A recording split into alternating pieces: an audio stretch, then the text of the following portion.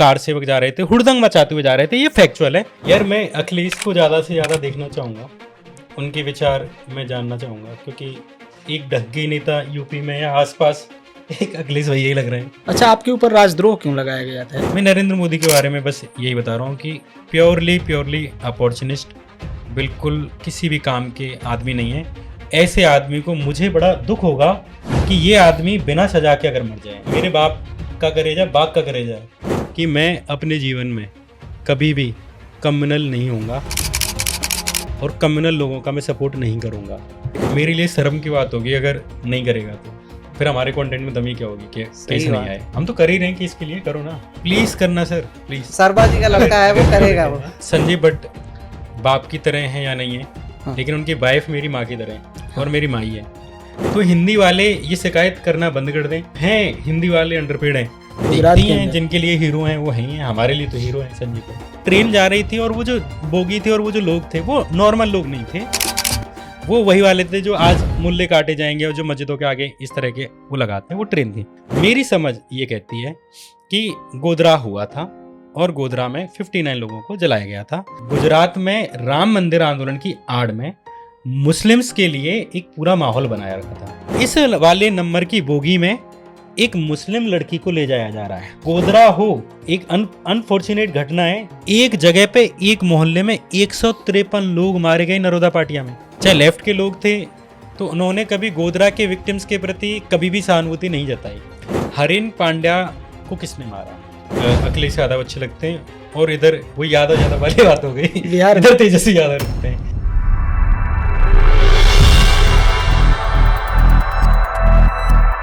नमस्कार, आज हम अपने YouTube पॉडकास्ट जिसका नाम है राउंड टेबल की शुरुआत कर रहे हैं। और आज हमारे साथ जो गेस्ट है वो श्याम मीरा सिंह है। ये YouTube के जाने माने पत्रकार हैं और ये इन्होंने IIMC से मास कम्युनिकेशन में अपना डिग्री किया और इन्होंने स्वतंत्र पत्रकारिता से शुरुआत की और आज वो एक YouTube चैनल पे काफ़ी सारी वीडियोस बनाती हैं। करंट अफेयर्स से लेके इंडियन पॉलिटिक्स से लेके तमाम तरह के इश्यूज़ को वो डील करते हैं। तो आज हम इनसे ढेर सारी बातचीत करेंगे। हमारे को होस्ट हैं परमिंदर अंबर। तो हम शुरू करते हैं। श्याम से जो मेरा पहला सवाल है कि आपने IIMC से पढ़ाई की और फिर मीडिया जगत में काम करना शुरू किया और फिर आप यूट्यूब पे चले गए। तो ऐसा क्या था जो आपका ट्रांजिशन, मतलब मीडिया का जो आपका जो वर्क एक्सपीरियंस था, क्या आप उससे सेटिस्फाई नहीं थे और आप एक तरीके से आप शिफ्ट कर रहे हैं यूट्यूब पे? जो ये तो बहुत ऑब्वियस आंसर है इसका, इसमें तो टाइम वेस्ट भी नहीं करना चाहिए कि मतलब मीडिया में तो जो चीज़ें चल रही हैं वो हम लोगों के हिसाब से नहीं है। तो मुझे तो खैर निकाला ही आज तक ने। उससे पहले मैंने इकोनॉमिक टाइम्स में काम किया था, कोविड की वजह से वहाँ से निकाला। उससे पहले मैं ETV भारत में काम करता था। तो उन्होंने कहा कि तुम्हें रिपोर्टर किसने बना दिया, तुम्हारे पास मोबाइल नहीं है, मोटरसाइकिल नहीं है, तो तुम वीडियो दे कैसे रहे थे? तो मैं बोला मैं जहाँ जाता था, जिसके खिलाफ वीडियो बनाता था, उसी से मोबाइल मांग लेता था। जैसे स्कूल गया, प्राइमरी के स्कूल, तो टीचर से फ़ोन मांगा और उसकी ही वीडियो बना दी कि इसी स्कूल में गड़बड़ चल रही है। तो ऐसे काम चला रहा था मैं। तो ETV भारत ने भी इसलिए निकाला। जो स्टॉक्स में काम करा मैंने 15-16 दिन, वहाँ पे भी निकाला कि एक उनका टारगेट होता था।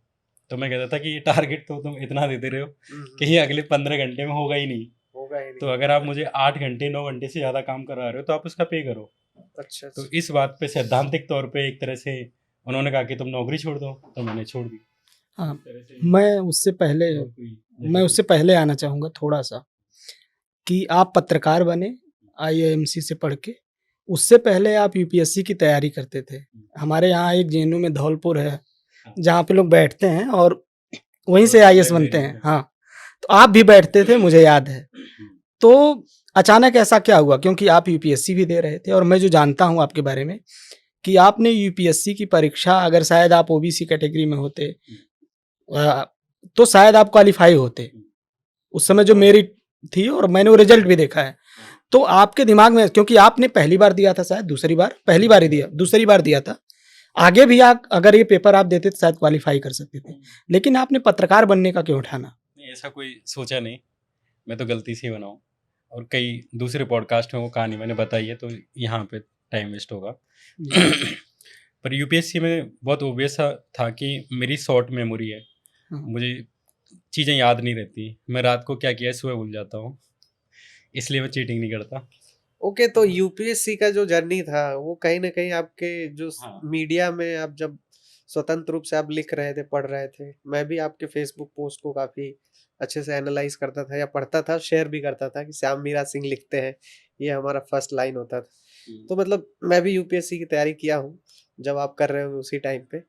तो मेरा ये मानना है कि यूपीएससी का जो बैकग्राउंड है वो कहीं ना कहीं बहुत ही हमें हेल्प करता है। तो आपको ऐसा लगता है कि आपका यूपीएससी का जो ट्रेनिंग था जो अनडाउटेडली पूरा जो भी आज मैं हूँ, वो उस टाइम का जो यूपीएससी की तैयारी करी मैंने, हिस्ट्री पढ़ी, जियोग्राफी पढ़ी, इकोनॉमिक्स पढ़ी, ये सारी चीज़ें आपको एक साथ कहीं पढ़ने को नहीं मिलती।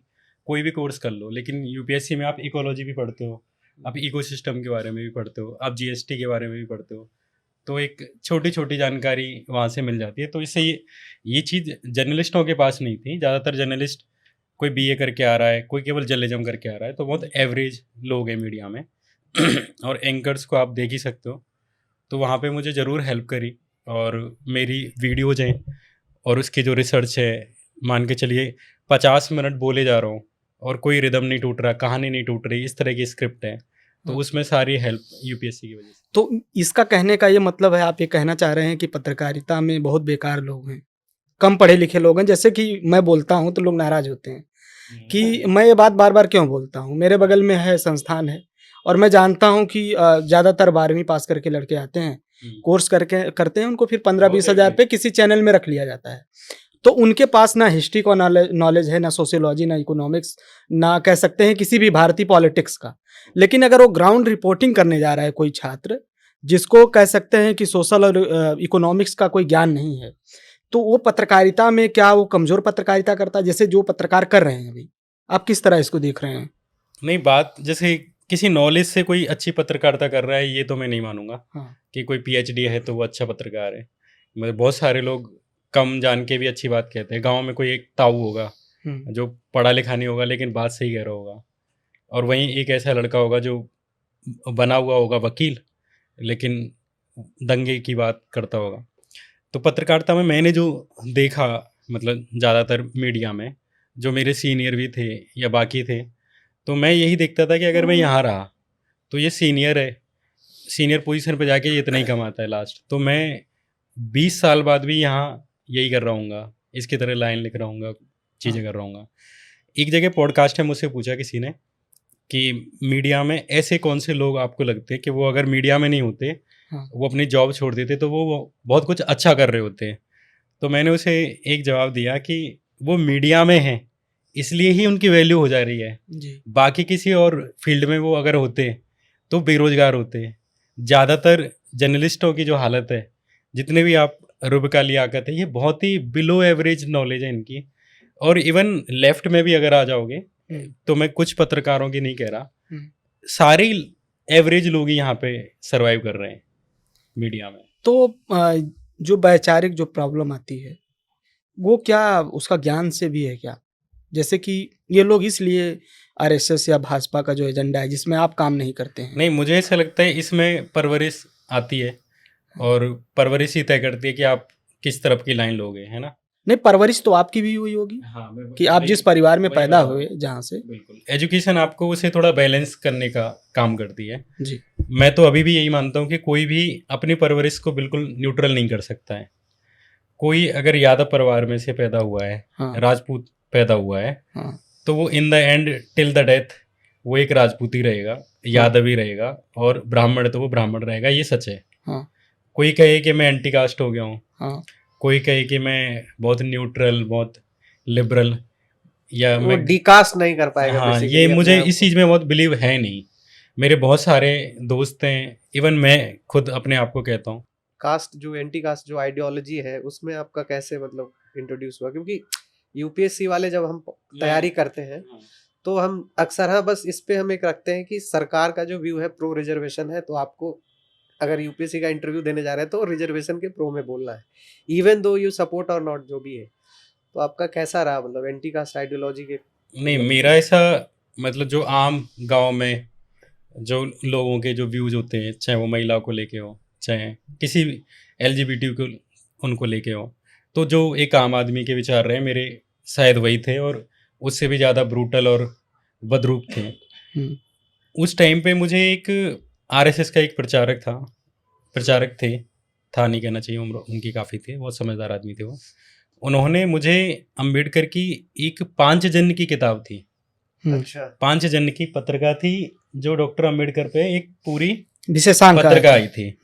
तो उसमें अम्बेडकर को लेके उन्होंने एक व्यू दिया कि देखो अम्बेडकर कैसे एक तरह से आरएसएस की ही विचारधारा से थे, और किस तरह से वो इस्लाम में नहीं गए, ईसाइयों में नहीं गए, उन्होंने भारतीय धर्म चुना, इस तरह की चीज़ें। और पूरा वो पांचजन्य की एक पूरी पत्रिका है, वो पूरी केवल अम्बेडकर के संघर्ष के बारे में। तो यहाँ तक क्लेम करता है आरएसएस की वो उनके शाखा को विजिट करते थे नागपुर में, तो वो ऐसा सच है नहीं, फैक्ट तो वो पहला इंट्रोडक्शन था मेरा अम्बेडकर को लेके। फिर उनके बाद मैं जेएनयू यहाँ आया यूपीएससी की तैयारी के दौरान। उससे पहले मैं आरएसएस में भी था, आरएसएस के लोग मुझे पसंद थे, नरेंद्र मोदी भगवान थे, अमित शाह फूफा था, ये सारे लोग पसंद आते थे। मोहन भागवत तो गॉड फादर था, इस तरह से था।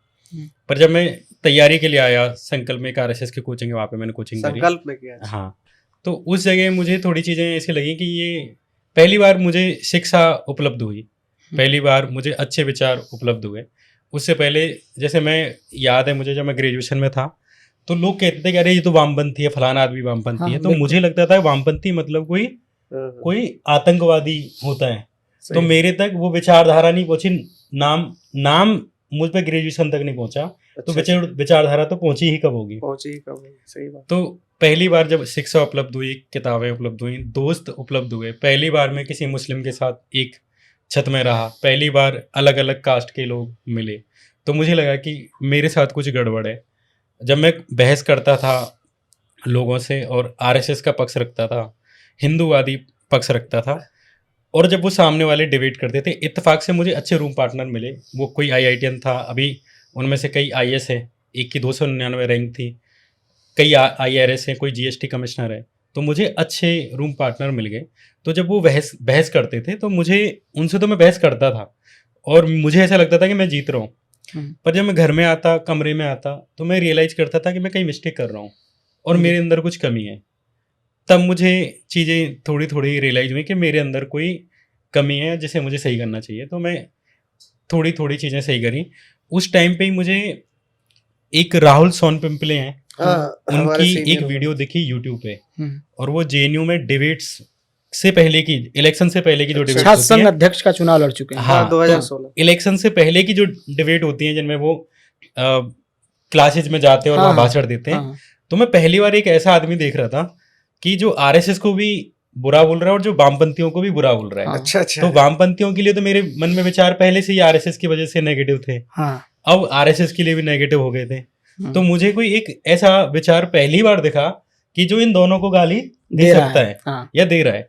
तो जब मैं आईआईएमसी में आया तो मैं सबसे पहले मैंने सोनपिंपली को ढूंढा और उनके पास गया और मैंने बोला कि मुझे ऐसा लगता है कि मैं आपके विचार का आदमी हूँ, और वैसे तो मैं स्टूडेंट हूँ, मेरे पास खुद पैसे नहीं है, पर ये मेरे पास 500 रुपये रखे हैं, ये मेरे पास 1000 रुपये रखे हैं, मुझे जब भी मिलते, जो उनका बापसा संगठन है उसमें मैंने कंट्रीब्यूट करना शुरू किया और बापसा की रैलीज में भी जाता था, और कभी ऐसे दिखा के नहीं, पीछे से, और उनके इलेक्शन में सारी चीजों में उस पूरी प्रक्रिया में बापसा से रहा।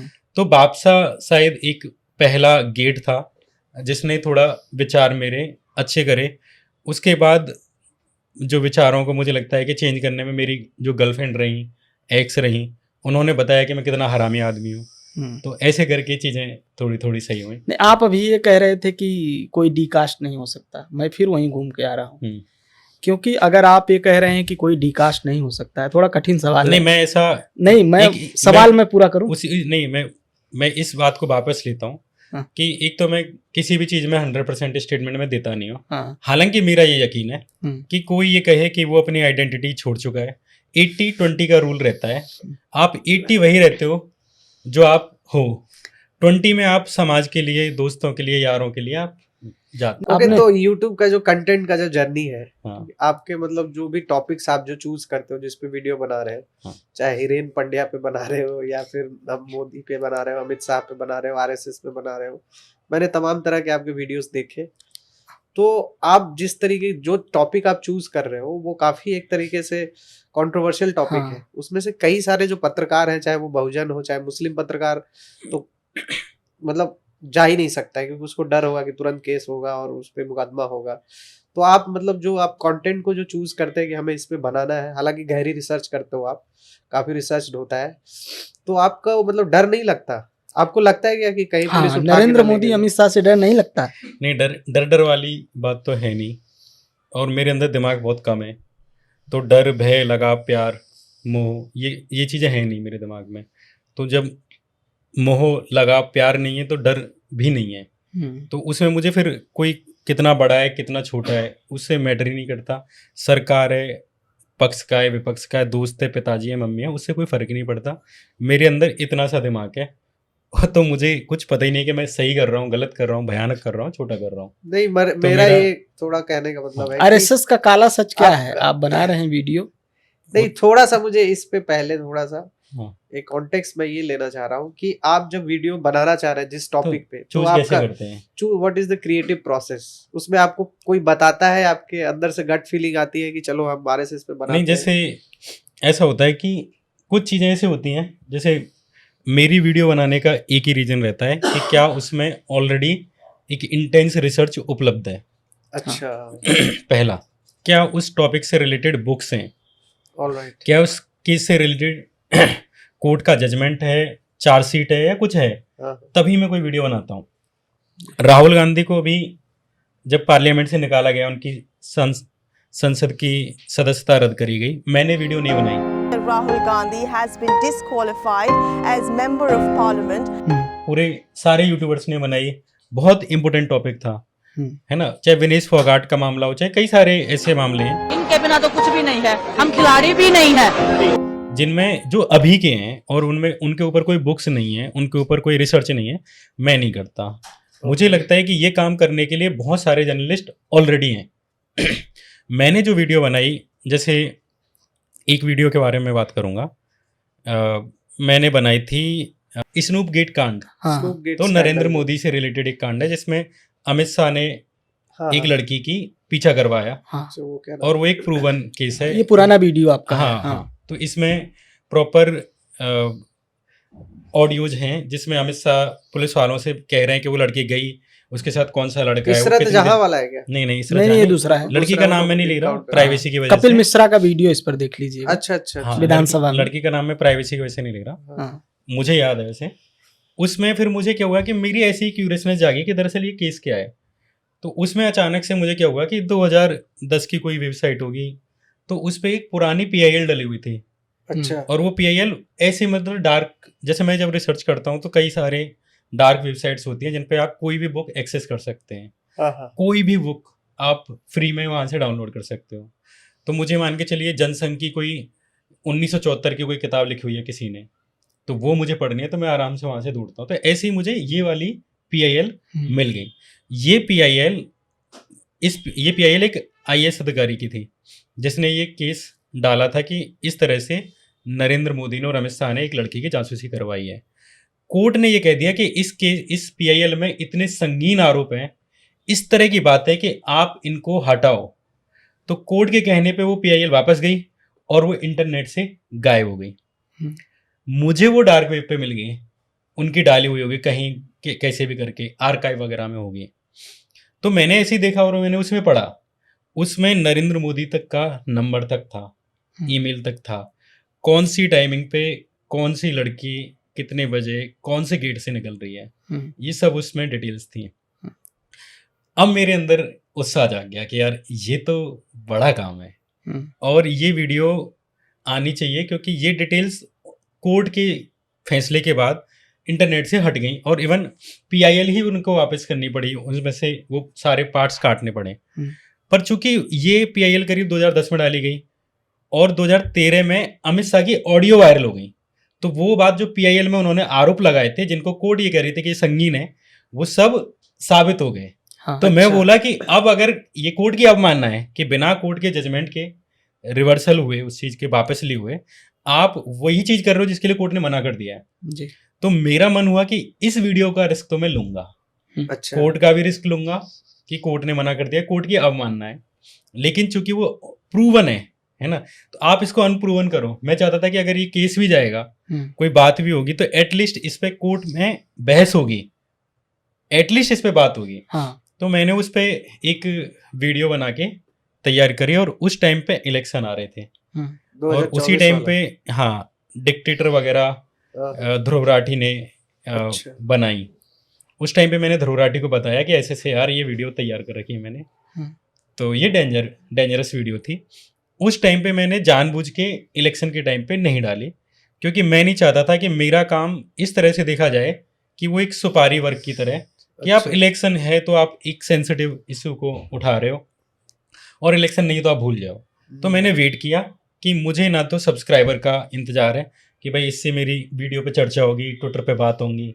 मैं बोला नहीं, आराम से वेट करेंगे, आराम से करेंगे। जब इलेक्शन हो गया तब आराम से मैंने वो वीडियो निकाली, और इसके चूज करने का सिर्फ यही रीजन था कि मेरे पास उसकी PIN थी। जी। अच्छा। अच्छा, आपके ऊपर राजद्रोह क्यों लगाया गया था? ऐसा कुछ बीच में हुआ था और ये बहुत चर्चा में रहा। सेडिशन वाला जो हाँ, राजद्रोह नहीं है, मुझ पे UAP है, UAP, हाँ। लगभग राजद्रोही है, हाँ। देशद्रोह की तरह ही है। हाँ, मैंने एक ट्वीट किया था त्रिपुरा इज बर्निंग, हाँ, तो त्रिपुरा में एंटी मुस्लिम वायलेंस हो रहे थे, हाँ, उसको एक कॉल आउट करते हुए कि भाई त्रिपुरा में चीजें हो रही हैं, ध्यान दो। हाँ। तो इन 3 वर्ड्स के ऊपर केस त्रिपुरा हो गया। गवर्नमेंट ने मुझ पे एक केस UAP कर लगा मुझे दिया तो था। लग रहा है कि आप वो राम रहीम या हाँ। बाबा रामदेव के हाँ, ऊपर आपने कोई वीडियो बनाई गुरप्रीत हाँ, राम वो रहीम। डेफेमेशन था। हाँ। थी। ऐसे तो बहुत सारे केस। तो तो मैं डर नहीं लगता है, इतने पावरफुल बाबा हैं मैंने जिनको कहा ना कि चुनाव के समय मैं निकाला जाता शॉर्ट है। मेमोरी है, बहुत शॉर्ट मेमोरी है, तो इसमें स्ट्रेस, टेंशन, पैसे की बात, प्यार की बात, ये सब टिकती नहीं है। चलो एक सवाल इसमें मैं थोड़ा सा इंटरप्ट ही कर रहा हूँ नहीं, लोग कहते हैं कि आप सनातन कि, विरोधी हैं। जैसे नहीं। कि मुझे लगता है कि अगर आप मुस्लिम होते तो शायद इस तरीके की सब्जेक्ट चुनने से बचते। अनडाउटेडली। क्योंकि यार अगर किसी पे UAP लग रहा है तो अगर वो बाहर है तो वो इसलिए है कि वो अपर कास्ट सवर्णा हिंदू है। नहीं, इस केस में 102 लोगों पे UAP लगा था, and I was not the only person, अच्छा।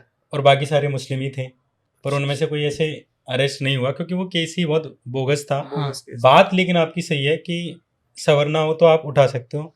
मैं कई बार, चूंकि मेरे पीछे 3-4 चीज़ें हैं, एक तो मैं गांव में रहता हूँ, गांव का रहने वाला हूँ, तो मेरा घर सेफ है, मेरे फ्रेंड्स हैं वहाँ पे, तो कोई ऐसा नहीं है कि बजरंग दल के 4 लोग जाके मेरे घर मारपीट पे कर खड़े हो लें। जाए तो वो वहाँ पे से उल्टे पिट के आएंगे। हाँ, अच्छा। पूरा मथुरा का बजरंग दल चला जाए तो भी पूरा पिट के ही आएगा, हाँ, अच्छा, अगर वो अच्छा। गलत चीज के लिए मेरे घर पे जाते हैं। विश्व हिंदू परिषद के लोग जाएं, RSS के लोग जाएं, तो इनके सर नहीं बचेंगे, चाहे ये सत्ता में चाहे कुछ भी हो। तो मेरा घर वहां पे मजबूत है। दूसरा, मेरे बाप की छाती में मुझसे बड़ा करेजा है, अच्छा, बाघ का करेजा है उस। बाप में मेरे बाप का करेजा बाघ का करेजा है। अच्छा अच्छा। तो जब मैं IIMC में मैंने एक प्रोटेस्ट करी थी फीस हाइक को हाँ, याद लेके, है मुझे। हॉस्टल को लेके, तो उस टाइम पे मैंने हंगर स्ट्राइक पे रहा था, तो ये खबर मेरे घर पे पहुंच गई। तो मेरे पापा का कॉल आया कि बेटा मैंने सुना है तुम हंगर स्ट्राइक पे हो। हाँ, तो मैंने बोला हाँ पापा, तुम्हें कैसे पता चला? बोला ऐसे न्यूज व्यूज से पता चला है। हम्म, तो मुझसे बोले कि मेरे को डर लग रहा है कि पापा प्रॉब्लम करेंगे, मम्मी ये कहेगी क्या भूख हड़ताल करो, वहाँ UPSC की तैयारी के लिए गए थे तुम। तो पापा बोले कि मैं 9 दिन नवरात्रि का व्रत रहता हूँ, तुलसी और पानी के साथ, कुछ नहीं खाता, सिर्फ पानी पीता हूँ। तो तुम अगर 9 दिन से पहले उठ गए तो यहाँ मेरे गांव में बताना। तो ये मेरे पापा का एटीट्यूड रहता है, सेम मेरी पूरी फैमिली का। तो वो जो सपोर्ट है ना फैमिली का, एक तो वो बहुत इंपॉर्टेंट है किसी भी व्यक्ति के मामले में। बिल्कुल। बात केवल कास्ट की नहीं है, और अनडाउटेडली कास्ट और ये वाली चीजें Privilege हैं है माइनॉरिटी थोड़ा सा। वाली, पर ऐसे भी लोग हैं ना जो कास्ट में भी होके डरते ही है ना। हाँ, ऐसा तो है नहीं ये सारे राजपूत एंटी गवर्नमेंट है, सही बात। या सारे ब्राह्मण्स एंटी गवर्नमेंट है हाँ, ना, या सब बोल रहे हैं, सारे सरकार के साथ ही हैं ज़्यादातर। पर मेरे मामले में मैं ये कहूँगा मेरे पेरेंट्स का एक बड़ा रोल है। दूसरा, मैं कुछ मूर्ख हूँ, पागल हूँ, सनकी हूँ, तो मुझे थोड़ा एजी हो जाता है। अब जैसे एक पागल है रोड पे ऐसे बस के आगे खड़ा हो जाता है, अब कोई पूछे उससे जाके कि भाई तुम्हें बस से डर नहीं लगता, अब उसके आगे बस हो, एयरप्लेन हो, या एक गेंडा हो, कोई भी हो, वो तो नशे में। सही बात। तो मैं इस जीवन के नशे में हूँ, मजे ले रहा हूँ, और चूंकि मैं प्रोफेशन में हूँ इसमें, तो मुझे ये करने में मजा आता है, तो मेरे लिए वो एक काम की तरह है। अच्छा, जब कुछ लोग सोशल मीडिया पर खड़े होते हैं और वहाँ से बोलते हैं कि श्याम मीरा सिंह सनातन विरोधी हैं, भाजपा विरोधी तो हैं ही। कैसा लगता है? ये सब फालतू की बात है यार। नहीं, लोग बोलते हैं। ये ओम है, ये हाँ। समझ रहे हो ना? हाँ, कोई भी हिंदू एंटी सनातनी कैसे हो जाएगा, है ना? सही तो बात है। मैं वही कह रहा हूँ कि आप जो होते हो, मैं अगर राजपूत हूँ, आप अगर यादव हो या कोई भी किसी भी कास्ट का है, वो उतना एंटी नहीं हो सकता। थोड़ा बहुत दिखने के लिए हो जा रहा मेरा है कि ये मैं मानना है देखो कि न्यूट्रल हूँ। एंटी सनातनी अगर हम होते तो हम अपना धर्म परिवर्तन कर चुके हैं। हाँ, मुझे क्यों, और क्योंकि सबसे- अगर हम इस चीज को मान रहे हैं कि चलो भाई हम इस मिट्टी में पैदा हुए हैं, तो चलो ये वाला आपने इसमें एक पॉइंट है, जैसे अकबर के एक गुरु थे, हाँ, उनके बारे में एक कहावत थी कि वो सियाओं के देश में सुन्नी है हाँ, और सुन्नियों के देश में वो सिया हैं। सिया। तो अगर इस देश में, जैसा मुझे लगता है कि अगर मुस्लिम्स हिंदुओं के साथ कहीं गलत करें, तो मैं पहला आदमी होऊंगा जो ये कहेगा कि तुम मेरे धर्म के लोगों से ये नहीं कर सकते हो। सही बात। अगर कोई कांग्रेसी बीजेपी के आदमी को, चाहे मेरी फैमिली का हो, बाहर का हो, उसको सताएगा, सबसे पहले मैं बोलूंगा। तो ना तो मुझे बीजेपी से कोई मतलब, ना कांग्रेस से, ना मुसलमानों से, ना हिंदुओं से। कुछ लोग कहते हैं कि श्याम मीरा सिंह आरएसएस पे वीडियो बनाते हैं, हाँ, नरेंद्र मोदी अमित शाह पर बनाते हैं, लेकिन श्याम मीरा सिंह का वीडियो इमरजेंसी पर नहीं आता है। और बहुत जायज सवाल है। हाँ, तो मेरा भी ये सवाल है हाँ। कि मतलब क्या कांग्रेस, आप क्यों नहीं ऐसा करते हैं? नहीं, क्योंकि ये- कहीं ना कहीं ये कुछ, पहली बात ये ना एक उन लोगों के लिए जिनको बुराई करनी है। हाँ, मैंने इंदिरा गांधी पे प्रॉपर वीडियो बनाई है। हाँ, उनकी जो पॉलिसी रही है पंजाब को लेके, किस तरह से ऑपरेशन ब्लू उन्होंने स्टार पे बनाया। हाँ। किस तरह से उन्होंने भिंडरावाले को खड़ा किया, हाँ, चाहे राजीव गांधी और संजय गांधी ने और इंदिरा गांधी ने भिंडरावाले को खड़ा किया, हाँ। किस तरह पंजाब को सुलगाया गया, किस तरह से हिंदू मेजोरिटी जो एक तरह से आज बीजेपी करती है, हाँ, बिल्कुल, वो एक तरह से कांग्रेस ने भी किया है। हाँ, उसके बारे में मैंने प्रॉपर वीडियो बनाई है। मैंने अजमेर रेप कांड पे वीडियो बनाई है, हाँ, जिसमें आरोपी मुस्लिम्स हैं, दरगाह वाले लोग आरोपी हैं, और जिसमें कांग्रेसी नेता थे, उस पर प्रॉपर वीडियो बनाई है। तो बात ये ना कि 2 साल हुए हैं, टोटली वीडियो मेरी 90 बनी है, और उसमें अलग अलग टॉपिक है, तो सारे टॉपिक पॉसिबल नहीं है। जी। हाँ, तो कुछ लोग कहते हैं कि तो श्याम मीरा जो है मुसलमान विरोधी हैं, कुछ लोग कहते हैं भाजपा विरोधी हैं, कुछ लोग कहते हैं कि श्याम मीरा सिंह कांग्रेस के विरोधी हैं। सही बात तो है। हाँ, ये इसका तो मेरा कांग्रेस- मेरा एक सवाल है, अभी हम बातचीत कर अगर रहे कोई थे, ये क्या आप कह रहा है कांग्रेस निष्पक्ष, विरोधी है, हाँ, तो वो तो कुछ लोग बिल्कुल कहते हैं सोफा में मुंह डाल के हाँ, बैठा है। तो आप ये कहना चाहते हैं कि मैं एक निष्पक्ष पत्रकार हूँ? अभी हम बात ऐसा नहीं कर रहे देखो, मुझे कोई लालच नहीं है कि मुझे कोई ईमानदारी के लिए जाने। हाँ, मैंने एक पॉडकास्ट में ये बात कही थी कि ईमानदारी बिल्कुल अननेसेसरी है। हाँ। मेरा दिल करेगा मैं ईमानदारी करूंगा, जी, मेरा मन करेगा बेईमानी करूंगा, मतलब मेरा मन करेगा चोरी करूंगा। जो भी चीज मुझे हैप्पी करती है मैं उसे एथिकल मांगता हूँ। मोरल ऑब्लिगेशन है। किसी व्यक्ति पे डालने मुझे का क्या ये मतलब? लालच है नहीं कि मुझे एक अच्छे इंसान के रूप में गिना जाए, अच्छे पत्रकार के रूप में गिना जाए, कोई लालच नहीं है। तो ये जो ईमानदार पत्रकार वाला भी मुझे टैग चाहिए नहीं, निष्पक्ष वाला बिल्कुल नहीं चाहिए, क्योंकि मुझे इससे मेरी पेट में कुछ नहीं जाता इस चीज़ से। ना तो कोई जब मुझे गाली दे उससे जाता है, ना कोई तारीफ करे। मुझे मतलब है कि मेरे काम कैसे हों, मुझे किन चीज़ों से अच्छा लग रहा है, मेरी लाइफ कैसे ठीक रहे, इससे मतलब है मुझे। अच्छा, आपको अभिषेक उपाध्याय से क्या दिक्कत है? आपने अभी जब ठाकुरवाद का जो एक कह सकते हैं कि एक सीरीज जो चली, हाँ हाँ, उसमें जो लोग शामिल थे, हाँ। वो एक त्रिपाठी कोई पत्रकार हैं, एक अभिषेक उपाध्याय हैं। तो आपने ये बोला कि बहुत सारे लोग हैं जो भूल गए हैं कि अभिषेक क्या वीडियो बनाते थे। आपने उसके बहुत सारे भूल तो proof गए दिए। ना। सही बात। तो आप ऐसा क्यों आपको लगता है कि उत्तर प्रदेश में ठाकुरवाद नहीं है, अगर मैंने सारे राजपूत ये- थानेदार हैं? मैंने तो इस पे पहली बात ये विचारी कैसे आया कि मैंने ये कहा कि ठाकुरवाद नहीं है। दूसरी बात कि मुझे हकीकत में ये नहीं पता है कि एक्चुअली में प्रशासन में किस, जैसे वो जो पूरी लिस्ट थी, हाँ। अब से ये अभिषेक उपाध्याय वाली, हाँ। पहली बात, एक प्रदेश में 100 मतलब IAS होते हैं, 100 से भी ज़्यादा होते हैं, हाँ। है ना, DM होते हैं, लेकिन IASओं की संख्या कम से कम उसमें 300-400 आपको मिल जाएगी। IPS की संख्या आपको कम से कम 300-400 मिल जाएगी। उसमें से मैं किसी भी एक कास्ट का नाम लेके ऐसे दिखा सकता हूँ, किसी को भी लेके कि मैनिपुलेट कर सकता हूँ कि ये देखो ऐसे है। मैं आता हूँ यूपी में, हमेशा से मैं जैसे अभी श्री प्रकाश शुक्ला के बारे में पढ़ रहा था, गैंगस्टर्स के बारे में पढ़ रहा हाँ, था, आपने बनाया भी। हमेशा से ब्राह्मण, बनिया, ठाकुर, हाँ। ये 3 कास्ट उसमें रही हैं। मेरा जो अभिषेक उपाध्याय वाला बात थी, हाँ। कोई और ये बात कह रहा होता, जैसे नरेंद्र मोदी कभी ये कहे कि अरे देखो देश में कम्युनल वायलेंस बढ़ रहे हैं, हाँ। तो मैं कहूँगा भाई तुम खुद कम्युनल वायलेंस के सिंबल हो, है ना। तुम खुद अपना कांड करके बैठे हो। अभिषेक उपाध्याय से मुझे प्रॉब्लम थी, उस लिस्ट से कोई मुझे ना प्रॉब्लम है, ना मैं उसकी सत्यता में गया, क्योंकि ऐसी लिस्ट हजारों निकलती हैं और हजारों आती हैं। राजनीति में किस तरह से चीज़ें आती हैं ये मुझे भी पता है। मैं चाहूँ तो आज ही किसी भी कास्ट का एक का नाम लेके हाँ। ये कर सकता हूँ कि उसमें सारे सिंह करके, यादव करके, तुम किसी भी पार्टी को, जैसे अभी नीतीश कुमार को बहुत सारे कुर्मीवाद कह रहे हैं, हाँ। मैं जब तक किसी बात को नहीं मानूंगा कि एडमिनिस्ट्रेशन में, ठीक है एडमिनिस्ट्रेशन में हमेशा अखिलेश यादव आएंगे, ऑब्वियस सी बात है कि वो अपने विश्वसनीय लोगों को वहां पे रखेंगे, उन्होंने अतीत में रखा है। चलो एक मेरे दोस्त हैं। एक सेकंड हाँ, मुझे पूरा बात पूरी करने करने दीजिए। दीजिए। हाँ, अखिलेश यादव आएंगे, वो अपने विश्वसनीय लोगों को रखेंगे और ऑब्वियस सी बात है उसमें ज्यादातर हाँ। उनकी कास्ट के लोग होंगे। हाँ। योगी आदित्यनाथ आएंगे, वो अपनी कास्ट के लोगों को रखेंगे। मैं ये देखता हूं कि अगर किसी भर्ती में अगर उसमें एक ही कास्ट के लोग जा रहे हैं तो वो वाद है। अगर सारे ठाकुर एक ही भर्ती में जा रहे हैं तो उसका विरोध होना चाहिए बढ़िया तरह से, है ना। विरोध तो इस बात का भी होना चाहिए कि नेता अपनी ही कास्ट के लोगों को आईएएस बना रहे हैं या ये है, लेकिन वो सत्ता पे होल्ड रखने के लिए अकबर के टाइम से, मुगल काल से, सल्तनत से और मौर्य काल से, चाहे अशोक के काल में चले जाओ, ये हमेशा रहा है कि हमेशा नेताओं ने, राजाओं ने अपने विश्वसनीय लोग रखे हैं। तो मुझे ये है कि मैंने अभी तक ऐसी कोई भर्ती नहीं देखी जिसमें केवल ठाकुरों की भर्ती हुई हो। अगर ऐसी कोई एक भर्ती हुई है तो कोई मुझे बता दे।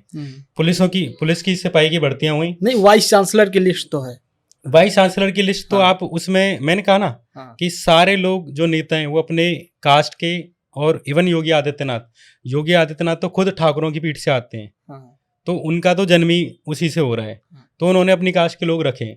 पर मैं अभिषेक उपाध्याय वाली बात पे ये कह रहा हूँ, मैं इस बात को तैयार हूँ, ये बात अगर अखिलेश यादव कहते हैं मैं उनके साथ हूँ, परमिंदर कहे मैं उनके साथ हूँ, कोई और आके बोले कि भाई यूपी में ठाकुरवाद हो रहा है, मैं उसे रिट्वीट करूंगा, शेयर करूंगा। लेकिन अभिषेक उपाध्याय बिना ब्राह्मणवाद को छोड़े, बिना उसको छेड़े कि यूपी में ब्राह्मणों की संख्या कितनी है, आप ये बताइए कि एक संगठन में या एक पार्टी में या एक सरकार में अगर 20% ठाकुर हैं और उसी में अगर 50% ब्राह्मण हैं, और कोई आगे ये बोले कि ठाकुरवाद चल रहा है, ये तो है। और वो खुद ब्राह्मण है और वो उन 50% ब्राह्मणों की बात नहीं करेगा, यूपी में क्या पूरे देश में, पूरे एडमिनिस्ट्रेशन पे, पूरे न्यायपालिका में हर जगह ब्राह्मण से। बट मैंने जो क्वेश्चन करे थे वो मैंने अभिषेक उपाध्याय को लेके करे थे, योगी आदित्यनाथ से मुझे कोई मतलब नहीं है। मैंने उनको 20 बार तो मैंने उनके ऊपर ट्वीट्स करे, हर महीने में ट्वीट करता। मैंने ब्रजभूषण पे प्रॉपर वीडियो बनाई है, वो तो ठाकुर था, मैंने उसके ऊपर क्यों बनाई? मेरी तो नहीं लगती है वो बहन, सही बात है ना, विनेश फोगाट। मैंने योगी आदित्यनाथ पे इतने दिन, मैं तो खुले में कर सकता हूँ, मुझे डरने की जरूरत नहीं है। मुझे अगर योगी को सपोर्ट करना होगा तो this is the best time. अगर मुझे योगी को सपोर्ट करना हो तो ये मेरा सबसे बेस्ट टाइम है। मैंने हाथरस कांड हुआ, हाथरस में आरोपी ठाकुर थे, मरने वाली पीड़िता दलित थी, मैंने तो उसमें नहीं कोई पक्ष लिया ठाकुरों का।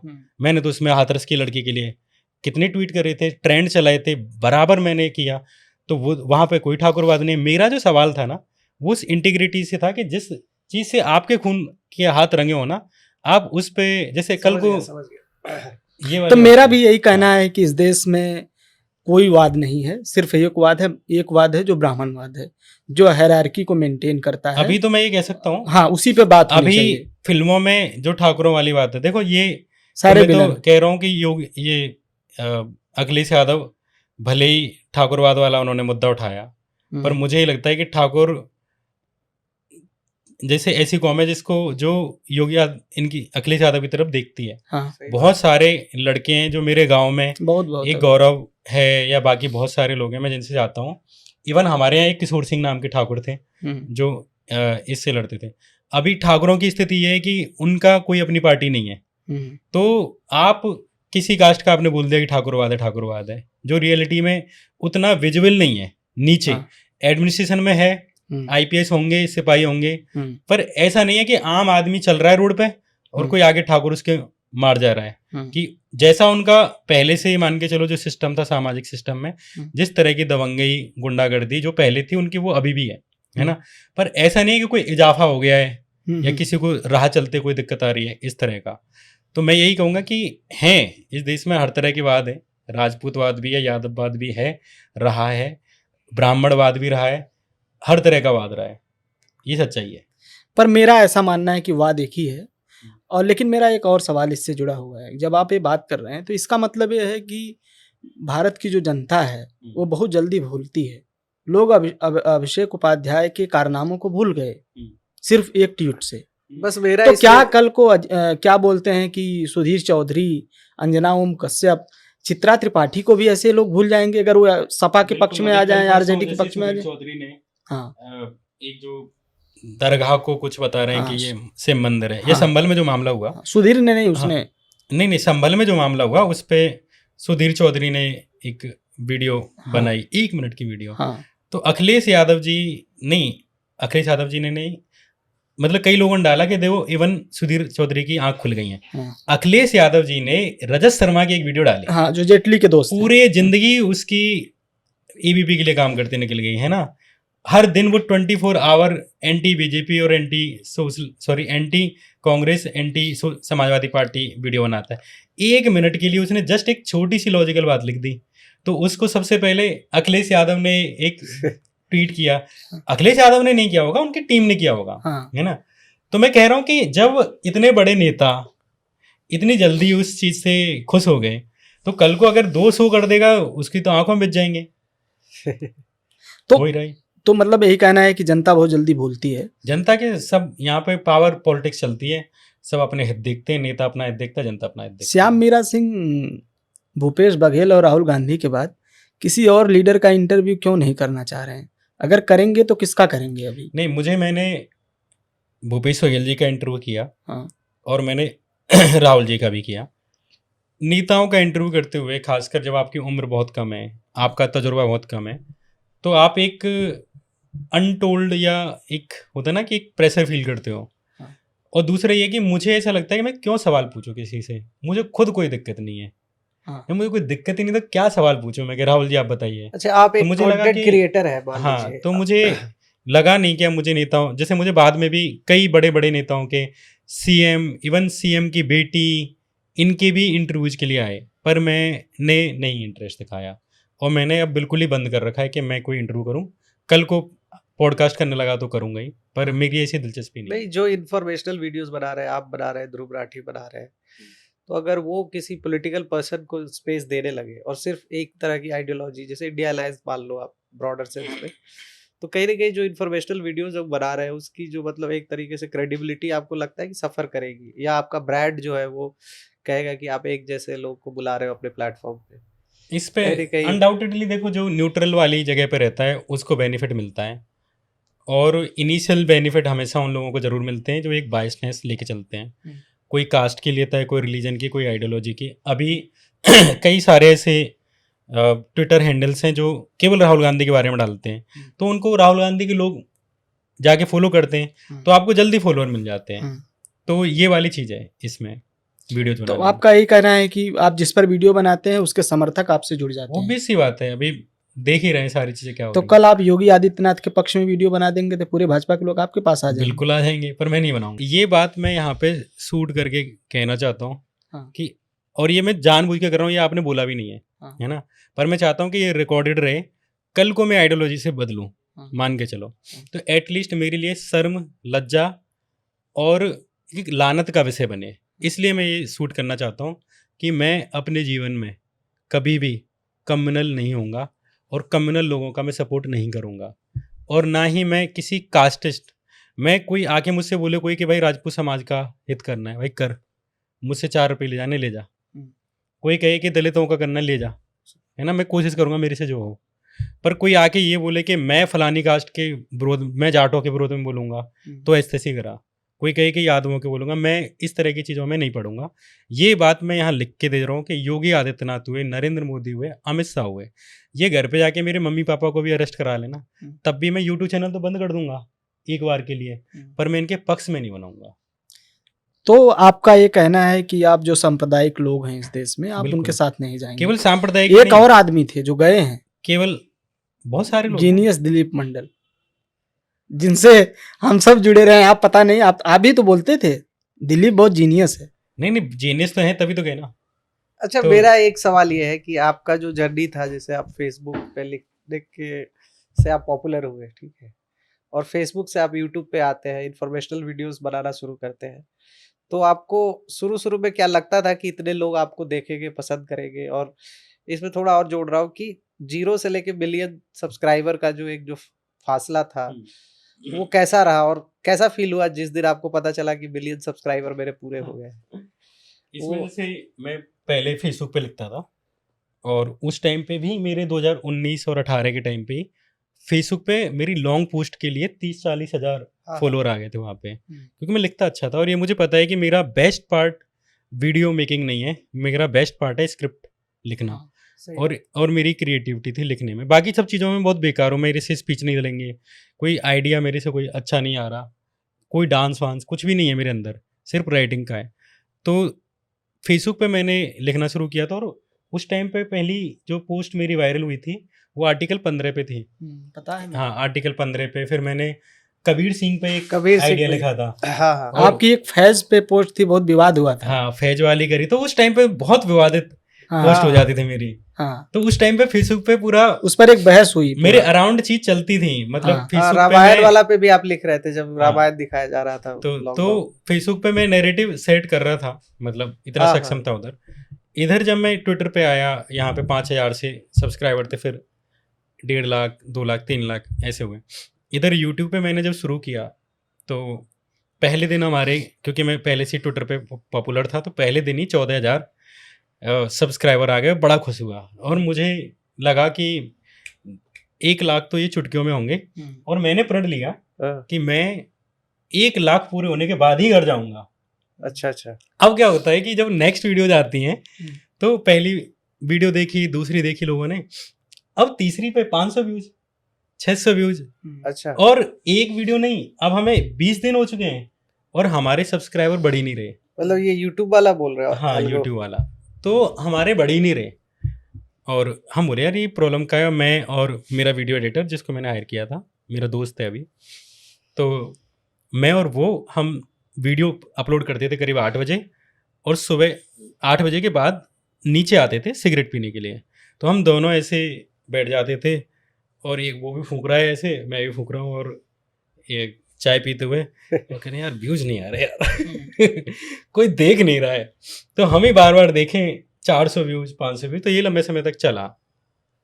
एक दिन मतलब मेरी एक वीडियो थी, मैंने एक तरह से ऑपरेशन ब्लू स्टार के बारे में, मैं लेट हो गया। मैं हर दिन बना रहा था पहले वीडियो, और ये मैं पूरा इसलिए बता रहा हूँ प्रोसेस, शायद इसमें बहुत सारे लोग यूट्यूबर बनना चाहते हो, जर्नलिस्ट बनना चाहते हो, उनके लिए ही मैं ये पूरी प्रोसेस बता रहा हूँ। तो जब मैं हर दिन वीडियो बना रहा था, और मेरे व्यूज एक वही 2,000, 500, 1,000, 500 इस तरह से थे। तो क्या आप हर दिन बना के उसको अपलोड भी कर रहे हर दिन कर रहा था, और मेरी रिसर्च उस टाइम पे भी अच्छी थी। एक दिन क्या होता है कि जब ऑपरेशन ब्लू स्टार आया, तो मुझे रिसर्च में टाइम लग गया। तो मैंने अपने व्यूअर्स के लिए ट्विटर पे और यूट्यूब पे लिखा कि मैं आज वीडियो अपलोड नहीं कर पाऊंगा। फिर मैं उसमें घुस गया, फिर मुझे अगला दिन भी लग गया, तो मैंने लिखा कि आज भी मैं वीडियो नहीं कर पाऊंगा। तो मैं तीसरे दिन वो वीडियो डाल पाया। इस चीज़ ने क्या करा कि जब मैं अगली रात देखा, तो मैंने 7,000 व्यूज़ थे।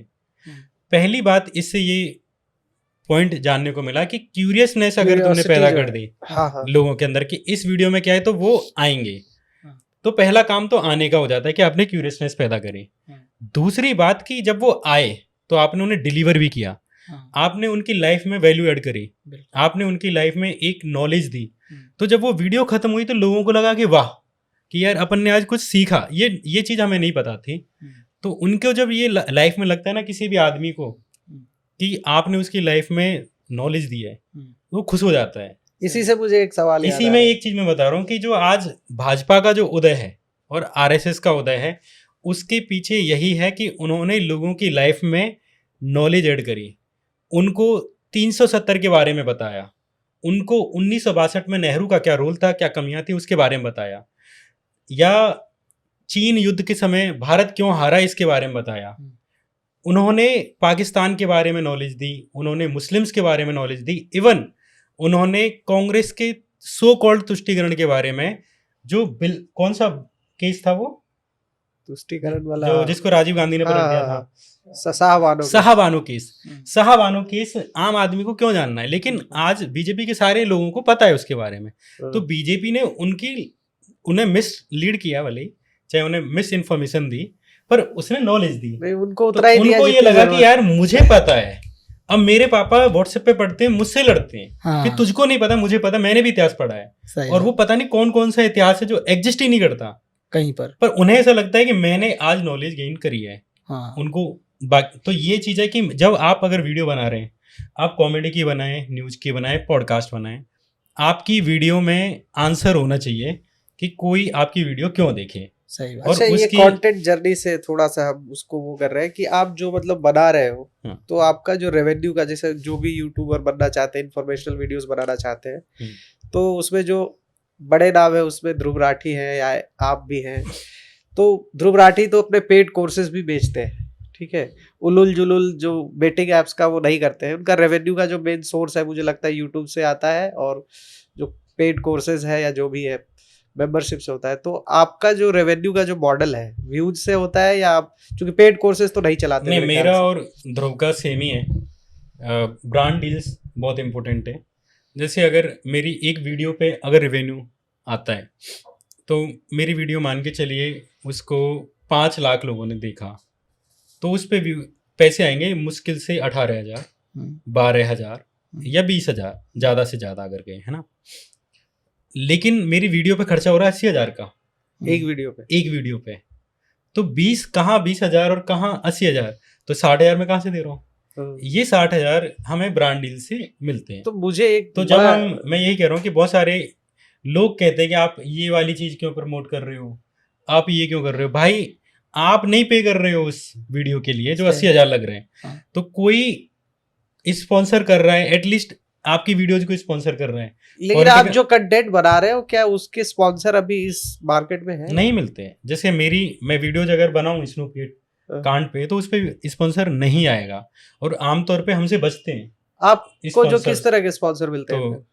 जैसे स्पॉन्सर आता है तो फिर हम उसके हिसाब से टॉपिक चूज करते हैं। जैसे मुझे नहीं इंटरेस्ट सद्दाम हुसैन में, टू बी वेरी ऑनेस्ट, बिल्कुल मुझे कोई इंटरेस्ट नहीं है। पर आपने तो लेकिन बनाया वीडियो। मैं वही बता रहा हूँ ना, क्योंकि मुझे बाकी वीडियोज बनानी है। हाँ। और कोई ब्रांड आएगा वो नॉन पॉलिटिकल पे आएगा, नॉन कंट्रोवर्शियल पे आएगा, और एटलीस्ट उस पे आएगा जो एंटी मोदी नहीं हो, एंटी बीजेपी नहीं हो। अच्छा, तो आप चूंकि आपको एंटी एस्टेब्लिशमेंट वीडियो बनानी है, जैसे मेरी नेक्स्ट वीडियो हिमंता बिस्वा शर्मा पे आने वाली है। अरे ये तो बड़ा, और ये वीडियो बहुत ही जबरदस्त वीडियो होने वाली है, ठीक है। बहुत सारी चीजें पता चलने वाली है। तो हिमंता बिस्वा शर्मा की एकदम खुदाई हुई है, जो लोगों को बिल्कुल पता नहीं। अरे नहीं, आसाम वाले को मुझे पता है, क्योंकि मैं आसाम से पढ़ा लिखा हूँ। तो आपको पता है कि उन्होंने मुझे 4 पुरस्कार दिए जिनकी फोटोज के साथ है, जब वो शिक्षा मंत्री हुआ करते थे, जब मैं सैनिक स्कूल ग्वालपारा में था। तो उन्होंने कई घोटाले किए उनकी। वो आतंकवादी संगठनों से जुड़े हुए थे।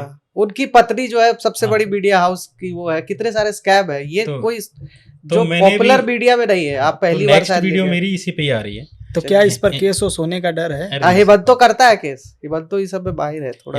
मेरे लिए शर्म की बात होगी अगर नहीं करेगा, तो फिर हमारे कंटेंट में दमी क्या होगी कि केस नहीं आए। हम तो कर ही रहे हैं कि इसके लिए करो ना। हिमंत तो करता है, हिमंत तो टैग जरूर करेगा। प्लीज करना सर, प्लीज। शर्मा जी का लड़का है, वो करेगा। वो शर्मा जी का लौटा है वो। कोई नहीं, हम भी हल्के पतरे नहीं। कपिल मिश्रा पे कब आ रही वीडियो? कपिल मिश्रा, अरे जिन्होंने नरेंद्र मोदी के बारे में विधानसभा में बताया था, पता है आपको ना? हाँ। तो मैं यही बता रहा था ब्रांड डील वाली बात पे, कि ब्रांड डील आपको नॉन पॉलिटिकल कंटेंट पे आती है, या एटलीस्ट वो इंडिया का ना हो। अच्छा, इजराइल पैलेस्टाइन पे करेंगे तो ब्रांड डील आएगी? नहीं आएगी। युद्ध की वॉर पे क्यों आएगी? तो मैं यही कह रहा हूँ कि चूंकि मुझे हिमंता बिस्वा शर्मा पे वीडियो बनानी है, तो मुझे सद्दाम हुसैन पे भी बनानी पड़ेगी, क्योंकि वहीं से मेरा पैसा आएगा। और मैं जैसे एक यहाँ पे मैं काउंटर सवाल पूछ रहा हूँ कि अगर मैं मान लो प्रो गवर्नमेंट छोड़ दो, जैसे मैं विवेकानंद पे बनाऊं, या सुभाष चंद्र बोस पे बनाऊं, या पटेल पे बनाऊं, तो उस पे आ जाएगी? आ जाए। लेकिन हाँ मतलब ब्रांड को तो ये नहीं पता होगा कि हम पटेल का कौन सा साइड दिखा रहे हैं, गांधी का कौन सा दिखा नहीं रहे हैं। नहीं, बात होती है ब्रांड के एकदम मूर्ख है जो आपको तो ब्रांड पहले से देता है इंस्ट्रक्शंस कि आपको इस नहीं, लाइन तक ही रहना पूछता है। है, ऐसे नहीं कर सकते हो, ऐसे तो फिर हम भगा देंगे। अच्छा अच्छा। इतना ब्रांड वो नहीं करता। जैसे ब्रांड आपसे ये कहेगा कि सर ये कंट्रोवर्शियल नहीं हो, हाँ। तो हम ये कहते हैं कि चलो भाई तुम्हारे लिए नॉन कंट्रोवर्शियल बना लेते हैं और तुम्हारे पैसे से कंट्रोवर्शियल बना लेंगे लेके। तो ये सिस्टम चलता है। अच्छा हाँ, अच्छा तो ये कौन से ब्रांड्स हैं, मुझे थोड़ा नाम जानने की इच्छा है। अब तुम उनको नहीं। पता ही ये ब्रांड वाली बात पहुंचेगी हाँ तो फिर वो और अंदर ही अंदर ऐसी चीजें होंगी कि उन ब्रांड्स को रोक देते हैं, सही बात। अच्छा अच्छा। उनको मैसेज हाँ, चले हाँ, जाते हैं, हाँ, कॉल चले जाते हैं, ये चीजें होती हैं। आपके बहुत करीब रहा जवाहरलाल नेहरू विश्वविद्यालय, आप वहाँ आते थे, आपके जीवन में कुछ है उसका कोई हिस्सा ऐसा है? जेएनयू का हाँ, कभी कभी फील होता है मुझे। नहीं नहीं, पूरा जेएनयू, जैसे मैं एक, मुझे कभी अच्छी एजुकेशन मिली नहीं वैसी वाली कि मैं किसी यूनिवर्सिटी अच्छी की स्कूल क्लास में कभी जाके नहीं गया, बैठ कभी हाँ। नहीं गया। जैसे मैं जिन कॉलेजेस में पढ़ा हूँ, जैसे स्कूल में पढ़ा, तो उसके टीचर आज ऑटो चला रहे हैं, मैजिक चला रहे हैं, हाँ। या ऐसे ही खेतों पे काम करते हैं। जो टीचर थे, प्रिंसिपल थे या नॉर्मल, है ना, तो वो स्कूलों की बिल्डिंग नहीं बची जो 5वीं 10वीं तक पढ़ा। मैं सरकारी में पढ़ा, मिड डे मील मैंने खाया है, मैं मिड डे मील बांटता था और बाद में अपने लिए ज़्यादा सा बचा के घर ले जाता था खाने के लिए, है ना। तो यहाँ से मैं आया, 12वीं मेरी एक यूपी बोर्ड का ही एक स्कूल था, उसकी भी बिल्डिंग नहीं बची, वो भी बिक गया। तो मेरी को कभी ऐसी क्वालिटी एजुकेशन नहीं मिली है। पहली बार मैं यूपीएससी की वजह से थोड़ा बहुत मुझे यहाँ दिल्ली में आके पहली बार कुछ पता चला। जैसे मैं जब दिल्ली में आया था तो यहाँ लोग जब बोलते थे ना कि अरे आपको जब आईएएस बन जाओगे तो आपको ग्रास रूट लेवल पे काम करना पड़ेगा, तो मुझे ये भी नहीं पता होता था कि ग्रास रूट किसे बोलते हैं। मुझे लगता था कि घास की बात हो रही है कोई, है ना। फिर मैं पता चल रहा है कि ग्रास रूट मतलब जमीनी लेवल पे काम करने की कह रहा है। एक कहता है इम्प्लीमेंटेशन करनी पड़ेंगी सरकारी स्कीम्स, तो मुझे नहीं पता है इम्प्लीमेंटेशन क्या है। मेरे जीजाजी यहाँ दिल्ली में रहते थे, तो मैं उनको बोला कि जीजाजी मैं यूपीएससी तो ऐसे निकालूंगा क्योंकि मेरी जीएस बहुत अच्छी है, बस मेरी वोकाबुलरी बहुत बेकार है। तो वोकेबुलरी को जो आदमी वोकाबुलरी बोल रहा है ना, तो उसकी क्या ही एजुकेशन मिली होगी। तो पहली बार मुझे यूपीएससी की तैयारी के दौरान चीज़ें अच्छी मिली, लेकिन जो एक एटमॉस्फेयर दिया, विचार दिया, वो जेएनयू यूनिवर्सिटी जैसे विश्वविद्यालय ने दिया। अनडाउटेडली ऐसे विश्वविद्यालय एक देश को बनाने में बड़ा रोल निभाते हैं। तो साहस पहले से था या इधर आके आ गया? साहस ये तो जो सवाल करने वाला नहीं, उद्दंड था तो हमें पहले आपके अल्मा मैटर आईएमसी से सवाल है मेरा। हाँ। जैसे आईएमसी से जो भी मास कम्युनिकेशन डिप्लोमा कोर्सेज ज्यादा है, जहाँ से निकल के लोग मतलब पत्रकारिता में आ रहे हैं, जर्नलिज्म में आ रहे हैं। तो 2 तरह के पत्रकार आ रहे हैं, इंग्लिश जर्नलिज्म वाले, हिंदी जर्नलिज्म वाले। तो इंग्लिश वालों को तो अच्छी वेतन मिल रही है जैसा आप बता रहे थे, ओवर वर्क भी नहीं करना पड़ रहा है। हिंदी वालों के बीच इतना डिफरेंस है। और क्या कोर्सेस इस तरीके से, आईएमसी तो बेस्ट एक तरीके से मास कॉम के लिए एक यूनिवर्सिटी है या जो भी है, तो क्या आपको लगता है कि पत्रकारिता में जो कंटेंट जो पढ़ाया जा रहा है या जो सिलेबस है वो अप टू डेट नहीं है, वही पुराने ढर्रे की चीजें हैं? क्या क्या मतलब एक तरीके से इंस्टीट्यूशनल गैप है? देखो पढ़ाई और वाली, एक पत्रकार अगर कल हो के आपकी जगह आए या कुछ और काम करना चाहे, 2-3 तो कैसे अपने आप को वो शेप कई कर सारे सकते हैं? क्वेश्चन हो गए आपकी। हाँ हाँ तो एक वो वाली चीज़, फिर भी मैं अलग अलग आंसर करता हूँ। पहला इंग्लिश और हिंदी वाला। हाँ हाँ। जब तक आप कुछ नहीं देते हो तो आपको सामने से कभी कुछ नहीं मिलेगा।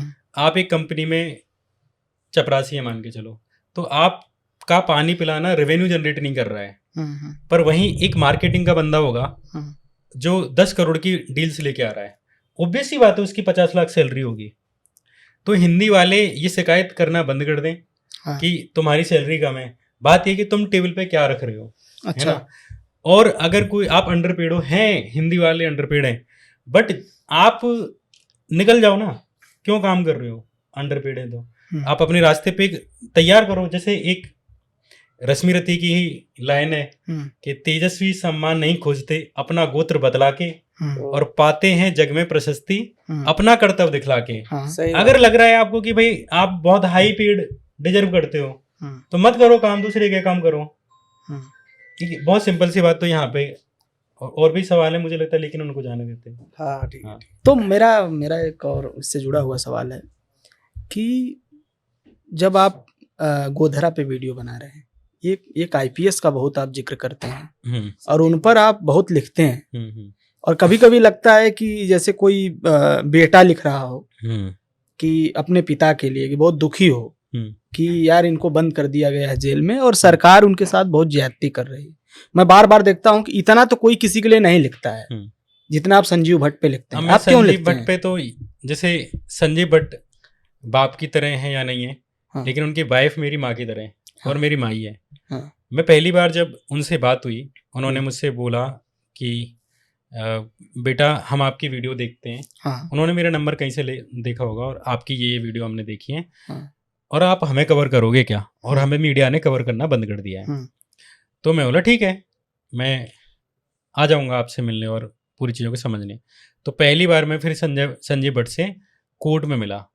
तो उस टाइम पे केवल ऐसे आई थी, एक गाड़ी आई थी छोटी सी, उनके साथ 7-8 पुलिस वाले थे और वहाँ पे मैं ईजिली मिल लिया। तो संजीव भट्ट वहाँ पे कप्तान रहे, जिस जगह पे उनकी सुनवाई हो रही थी पालमपुर में, वहाँ पे वो एसपी थे। उनकी गुजरात में पहले ये था कि कप्तान ही रिक्रूटमेंट करते थे पुलिस के। ऐसे नहीं था कि राज्य सरकार एक परीक्षा आयोजित कर रही है और पुलिस वहाँ पे कप्तान करते थे। तो संजीव भट्ट ने बहुत सारी जॉब्स क्रिएट करी और उन लोगों को नौकरियां भी दी। तो उनकी इमेज वहाँ पे बाहुबली जैसी है। अच्छा। जैसे अमरेंद्र बाहुबली है ना, कि वो बाहर रह रहा है सत्ता से और जब उसे भल्लाल देव जब उसे महलों से निकाल देता है, तो संजीव भट्ट वैसे रूल करते हैं वहाँ पे। तो लोग इतना सम्मान करते हैं उनका। मैंने ये सम्मान पुलिस वालों से जब मैंने बात करी तो सब कहते थे कि साहब के साथ बहुत गलत हुआ है, इनके साथ जो उनको लेके आए पीसी पे, उनसे बात मैंने करी, वो कहते थे कि सर के साथ बहुत गलत हो रहा है। जिससे भी बात करो सब ये कह रहे हैं कि संजीव भट्ट के साथ बहुत गलत हो रहा है। संजीव भट्ट एक ऐसे आदमी थे जिनके टाइम पर, जब उनका 2002 के टाइम पे या 2001 के टाइम पे की बात है, जब उनका ट्रांसफर हुआ साबरमती जेल से, तो जेल के कैदियों ने आमरण अनशन किए संजीव भट्ट के लिए। आज तक के इतिहास में मैंने ऐसा जेलर नहीं देखा, इंडिया में खासकर, मुझे बाकी का नहीं पता, कि जिसके जेलर के लिए वहां के लोगों ने 4-5 दिन भूखे रहकर, इवन मुझे लगता है 7 दिन किया था, भूखे रहकर हड़ताल की है कि इस जेलर को वापस लेके आओ। ये चीज संजीव भट्ट के लिए की गई। क्यों? क्योंकि संजीव भट्ट ने ये कहा कि ठीक है क्रिमिनल हैं या जो भी हैं, बट एटलीस्ट इनको मिनिमम राइट्स मिलनी चाहिए। ये नहीं है कि कोई कह दिया या आरोपी भरे, किसी को गलत आरोप में ले गए और उसे पीटो मारो ऐसा करो। वो उन्होंने सुनिश्चित कराया कि उनको मिनिमम राइट्स मिलने चाहिए, मिनिमम खाना मिलना चाहिए। इस वजह से जो कैदी थे उनसे प्यार करते थे। और आपको पता है कि संजीव भट्ट किस आरोप में जेल में है? कि उन पे ये आरोप है कि उनके रहते हुए किसी कैदी की मौत हुई है, जबकि एक कप्तान कभी किसी को पीटता देखा है आपने? कप्तान नहीं पीटता है, पुलिस वाले या कोई थानेदार या कोई दरोगा पीट ले, वो एक अलग बात है। मुझे लगता था कि संजीव भट्ट इसलिए जेल में है क्योंकि उन्होंने मोदी को जिम्मेदार ठहराया है। हाँ, जिम्मेदार ठहराया। उसी के बाद दरअसल ये केस 1990-91 के आसपास का था। तो क्या वो रिवेलियन की तरह लोग उनको देखते हैं क्या? गुजरात के हैं, जिनके लिए हीरो हैं वो हैं, हमारे लिए तो हीरो हैं संजीव भट्ट, बिल्कुल हीरो हैं। तो मतलब अच्छा, एक चीज जैसे गोधरा वाला जो राइट्स पे आप जब वो वीडियो कर रहे थे, तो जैसा आप बोलते हैं कि मेरा जो प्रोसेस है कि हम उसमें बहुत अंदर तक जाते हैं, PIL से लेके सारा कुछ ऐसे, तो हर समय ऐसी वीडियो जो इन्वेस्टिगेटिव जर्नलिज्म का जो हिस्सा होती है, जब वो बनाते हैं तो कहीं ना कहीं कुछ ऐसी चीजों से आप रूबरू होते होंगे जो आप चौंकाने वाले होते हैं। चौंकाने वाला गेट वाला एग्जांपल दिया, मेरे लिए भी गोधरा वाले में एक बहुत ही इंटरेस्टिंग चीज है। और जो मेरी इमेज है या आप जिस विचारधारा से आते हैं उसके लिए नेगेटिव है, वो मैं बताना चाहता हूँ, क्योंकि मैं अपने काम के प्रति ईमानदार रहना चाहता हूँ। मैंने पहली बार जब गोधरा कांड पे और गुजरात राइट्स पे पढ़ना शुरू किया और मैंने उनके लिए इंटेंस पढ़ाई की, तो जब मैंने देखा कि गोधरा कांड पे एक सिटीजन ट्रिब्यूनल की रिपोर्ट थी और जिसमें ये आरोप लगाने की बात हुई या एक तरह से ये कंक्लूजन लाने की कोशिश की कि गोधरा कांड नहीं हुआ है, लोगों ने ऊपर से पत्थर नहीं चलाए ना ऊपर से आग लगाई है, बल्कि ट्रेन में अंदर से ही आग लगने की ऐसी आशंकाएं जताई सिटीजन ट्रिब्यूनल ने, जिसमें प्राइवेट लोग थे, लेफ्ट की लॉबी के जजेस थे, पूर्व जजेस, पूर्व एडवोकेट, लॉयर, इस तरह के लोग मिलके थे, सामाजिक कार्यकर्ता वगैरह। चूंकि मैं लेफ्ट से आता हूँ तो मुझे इस आइडिया ने बड़ा फैसिनेट किया और उन्होंने बहुत सारी चीज़ें दे रखी थी कि किस तरह वो जो साबरमती वाली ट्रेन थी और उसमें किस तरह से ये जो कार सेवक जा रहे थे हुड़दंग मचाते हुए जा रहे थे, ये फैक्चुअल है। उस टाइम के अखबारों में ये चीज़ रिपोर्ट हुई है।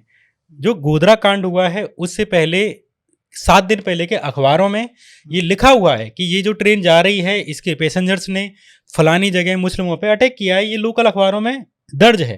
तो वो जो ट्रेन जा रही थी और वो जो बोगी थी और वो जो लोग थे वो नॉर्मल लोग नहीं थे, वो वही वाले थे जो आज मुल्ले काटे जाएंगे और जो मस्जिदों के आगे इस तरह के वो लगाते हैं, वो ट्रेन थी।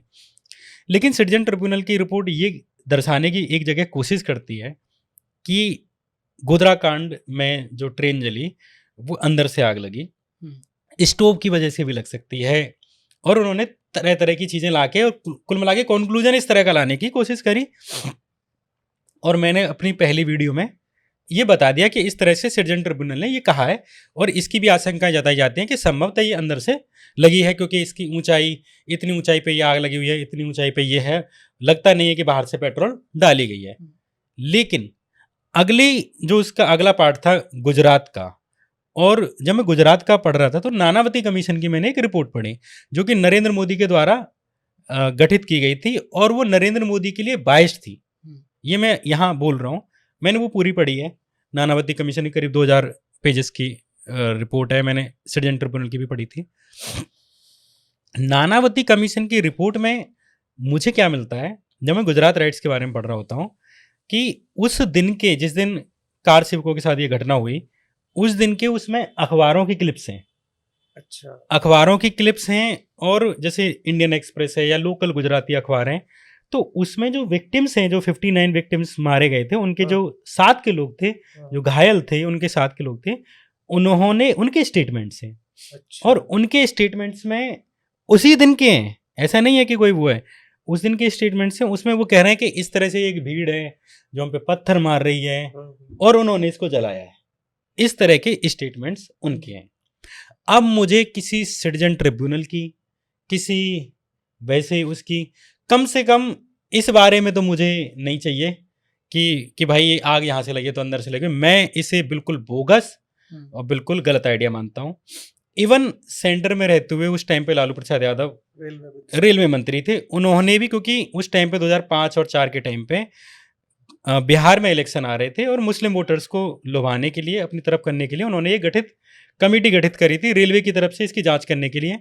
और उस कमेटी ने भी ऐसे ही खाना पूर्ति करने की कोशिश करी कि ये अंदर से लगा है या कोई रेलवे का फॉल्ट होगा, लेकिन वो गलत है। मेरी समझ ये कहती है कि गोधरा हुआ था और गोधरा में 59 लोगों को जलाया गया था। लेकिन ये कहानी केवल इतनी नहीं है, कहानी इसके बाहर और है। कहानी बाहर नहीं, वो कहानी बताइए, नहीं तो लोग कहेंगे कि आप एक तरफा बोल रहे हैं। हाँ, क्योंकि अगर वो कट जाएगा, इसलिए मैं पूरी कहानी बता रहा हूँ। हाँ। कहानी उसके बाहर ऐसे है कि पहले से ही गुजरात में राम मंदिर आंदोलन की आड़ में मुस्लिम्स के लिए एक पूरा माहौल बनाया रखा था, और विश्व हिंदू परिषद और इनकी तरफ से पहले से ही मुस्लिम्स को टारगेट करने वाली चीज़ें की जा रही थी। और ये जो साबरमती की ट्रेन थी, उस टाइम पे जगह जगह से अयोध्या में लोग आ रहे थे, तो ऐसे ही गुजरात से साबरमती की ट्रेन गई। तो ये जो ट्रेन जा रही है ना, तो ये गोधरा का जो रेलवे स्टेशन है उससे आगे एक और स्टेशन है, वहाँ पे इन्होंने दुकानदारों को पीटा है इधर से जाते हुए, क्योंकि ज़्यादातर जो दुकानदार थे रेलवे स्टेशन पे मुस्लिम्स थे। अच्छा। तो उनको ये पीटते हुए ही जा रहे थे। इन्होंने फिर जो फैजाबाद का एक अखबार था, जब ये अयोध्या पहुँचते हैं तो फैजाबाद स्टेशन के पास ही कई स्टेशन थे, मैंने अपनी वीडियो में उनके नाम तक लिए हैं और उनकी लोकल कटिंग तक लगाई हैं। ये जब जा रहे हैं और जो फैजाबाद पहुंचने के वाला टाइम है, उस टाइम पे इन्होंने एक मुस्लिम की छाती में अपनी तलवार घुसाई है और आसपास के थाने में उसकी रिपोर्ट हुई है और लोकल अखबारों ने उसको रिपोर्ट किया है कि ऐसे ऐसे गुजरात की एक साबरमती ट्रेन है, उसमें ऐसे कार सेवक हैं और ये इन्होंने एक की दाढ़ी खींची है, एक की औरत को छेड़ा है, और ऐसे करके ये लोकल अखबार हैं, ये मेरी तरफ से कोई बयान नहीं है। फिर ये जब वापस जा रहे हैं, फिर इनकी लड़ाई होती है। ये इधर इन्होंने, क्योंकि इनकी रिजर्वेशन थी नहीं, ऐसे ही बैठे हुए थे और भीड़ ज़्यादा थी, तो इन्होंने रिजर्वेशन वाले लोगों को भी हटाया है और उनकी सीटों पे जबरदस्ती बैठे। तो गुंडागर्दी होती है एक, जैसे आप जैसे भीड़ का जो काम, भीड़ का जो काम है, तो वही काम ये उस ट्रेन में करते हुए आ रहे थे। तो जब ये गोधरा पे आते हैं तो गोधरा पे भी इनका विवाद होता है। इन्होंने लोकल मुस्लिम, ऑब्वियस सी बात है कि भीड़ ही किसी अकेले आदमी को परेशान करी, तो लोकल मुस्लिम जो दुकानदार थे उनको परेशान किया। और वहीं पे ये अफवाहें फैलती हैं, 3-4 अफवाहें फैली कि वो ट्रेन पे चढ़ के, मैं इनको अफवाहें कह रहा हूँ, मैं इनको फैक्ट नहीं कह रहा हूँ, पहले बता रहा हूँ, जो प्रचलित थी वो बता रहा हूँ। अफवाहें ये आई कि ट्रेन पे खड़े होके, क्योंकि वो ऐसा स्टेशन नहीं है कि कोई बड़ा है, ऐसा है जहाँ पे सुबह सुबह लोग फ्रेश होने आते हैं, औरतें आती हैं या वैसे, तो ऐसे आरोप लगाए जाते हैं कि कुछ स्वयं ये जो कार सेवक थे उन्होंने ट्रेन पे चढ़ के मुस्लिम महिलाओं को देख के या वहाँ की महिलाओं को देख के जो एक अंग प्रदर्शन होता है वो किया।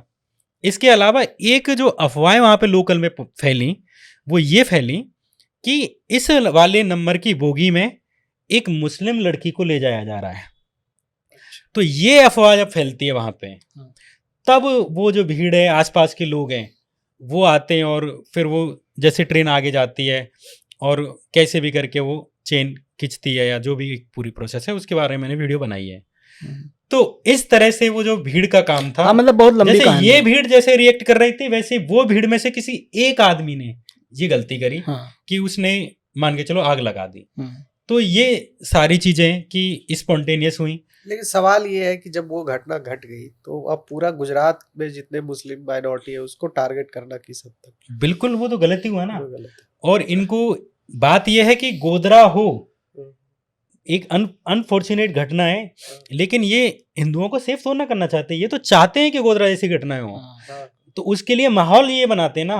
अब जैसे मैं, एक लड़का अभी यूपी के एक जिला था जिसमें मारा गया, तो वो एक किसी के घर पे छत पे चढ़ जा रहा है, हैं? गोपाल मिश्रा छत पे चढ़ के बाहर एक भीड़ है जो नारे लगा रही है, परेशान कर रही है, डरा रही है।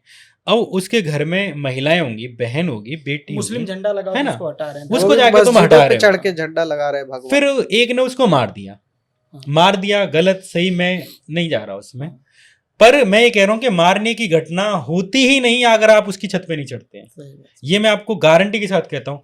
आप छत पे चढ़ोगे, आपकी जान की सेफ्टी कैसे हो जाएगी जब आप किसी की बहन बेटी की सुरक्षा को खत्म करके उनके घरों में घुस रहे हो? बिल्कुल सेम वाली बात है कि दो तरफा चीजें हैं।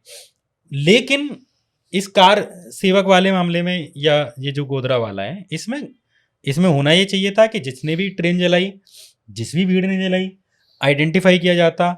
अगर वो 100 के 100 लोग होते, 100 के 100 लोगों को फांसी दे देते। अगर वो 2 लोग हैं, 4 लोग हैं, 10 लोग हैं, उनको फांसी देते, खड़े करके देते। मतलब सरकार इसमें इन्वॉल्व नहीं होनी चाहिए, सरकार को देना चाहिए था, स्टेट स्पॉन्सर्ड वो एक लेकिन तरीके से जो बाद में चीजें हुई हैं फिर उसकी सजा किसको दी गई? अब मान के चलो कोई दाहोद जिले में, मतलब ये घटना है यहाँ की गोधरा की, कोई कहीं राजकोट में, कोई गांधीनगर में, है ना, उन लोगों को जाके मार रहे हो। कोई घर में बैठा है उसकी बेटियों को जला रहे हो। एक साथ 100 लोगों को मारा गया नरोदा पाटिया में। नरोदा पटोला गांव था, पता नहीं कौन सा था, बिल्किस बानो, है ना, बिल्किस बानो का तो दहिया वो जला था शायद, है ना। तो इस तरह से बेकरी कांड हुआ। ऐसे एक साथ 13 लोग एक ही फैमिली के, एक जगह पे एक मोहल्ले में 153 लोग मारे गए नरोदा पाटिया में।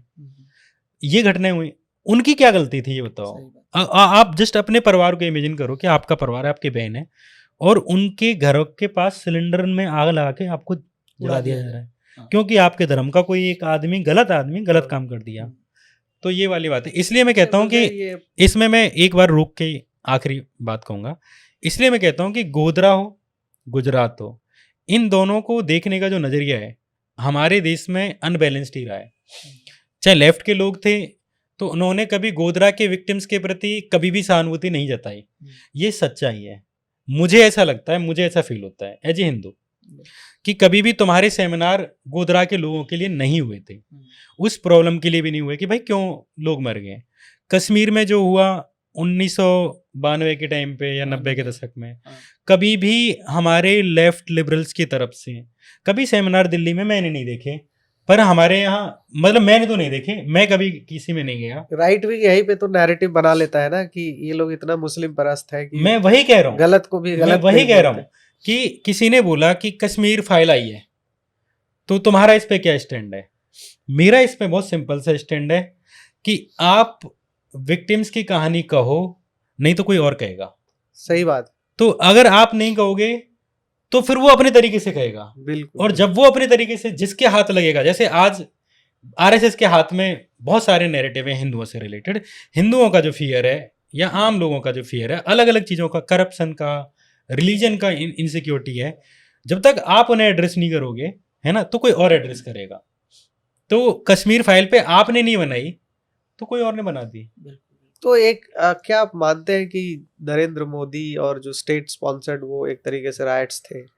नरेंद्र मोदी नहीं, ने मुझे पूरा लगा- मुझे मानते क्या, ये तो खुला है, ये हाँ। बात कहने में मुझे लगता है मानने जैसी बात ही नहीं है। मैंने पूरा केस पढ़ा है और मुझे लगता है कि मतलब मैंने देखो, जब मैंने गोधरा के बारे में इतना स्पष्ट बोला है, मैंने कोई ऐसे लेफ्ट का राइट का कोई साइड नहीं लिया। मैं नरेंद्र मोदी के बारे में बस यही बता रहा हूँ कि प्योरली अपॉर्चुनिस्ट, बिल्कुल किसी भी काम के आदमी नहीं है। ऐसे आदमी को मुझे बड़ा दुख होगा कि ये आदमी बिना सजा के अगर मर जाए। मैं जिंदगी भर बड़ा, और ऐसे बहुत सारे लोग हैं, लेकिन मैंने नरेंद्र मोदी के बारे में बहुत पढ़ा है। मुझे सच में, मैं नरेंद्र मोदी को बिना सजा पाए मरना नहीं चाहता। मैं अपने जीते जी अब इन आंखों से ये देखना चाहता हूं कि नरेंद्र मोदी को जीते जी सजा मिले। उन्होंने ये, भले ही नानावती कमीशन ने उनको क्लीन चिट दे दी, एसआईटी जो राघवन का था उन्होंने क्लीन चिट दी, लेकिन क्लीन चिट किस आधार पर देखी? स्टेट मशीनरी पूरी उनके हाथ में, जांच एजेंसी उनके हाथ में। तो क्लीन चिट वाली बात अलग है। बात यह है कि उनको एक मौका मिला और उन्होंने उस मौके को फायदा उठाया। मैं नरेंद्र मोदी के बारे में एक बात करना चाहूँगा। 2001 में शायद दिसंबर महीना था जब वो पहली बार गुजरात के सीएम बने, और उस टाइम पर गुजरात भाजपा में पहले नंबर के नेता हुआ करते थे हिरेन पांड्या। नरेंद्र मोदी से भी ज़्यादा पॉपुलर, ब्राह्मण थे, आरएसएस में आते थे और आरएसएस पे पकड़ थी, और गृह मंत्री थे। तो जो आदमी गृह मंत्री है, ऑब्वियस सी बात है वो पावरफुल आदमी है, और जब मुख्यमंत्री को हटा दिया गया तो गृह मंत्री ही सबसे पावरफुल है। नरेंद्र मोदी को कोई नहीं जानता था 2001 में। नरेंद्र मोदी को संगठन से लाया गया था, संगठन में लोग जानते थे, बाहर गुजरात में कोई नहीं जानता था।